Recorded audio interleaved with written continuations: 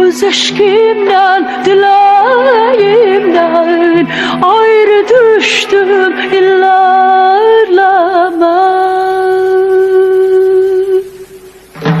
Ancak senden ayrı gelsen yürek değil beden oldu.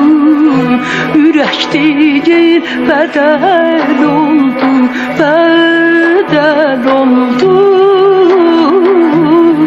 Can deyip can eşderdik. Bu ayrılık neden oldu? Bu ayrılık neden oldu? Neden oldu? Öz eşkimden, dileğimden ayrı düştüm illerleme. Ancak senden ayrı gelsen yürek değil beden oldu.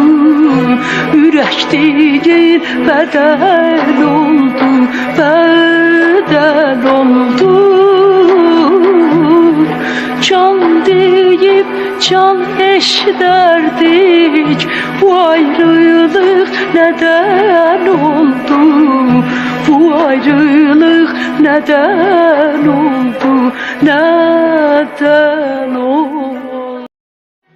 Öz eşkimden, dileğimden ayrı düştüm illerleme.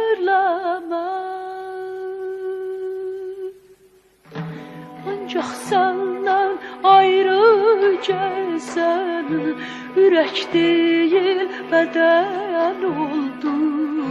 Yürek değil beden oldu. Beden oldu. Can deyip can eşderdik. Bu ayrılık neden oldu? Bu ayrılık neden oldu?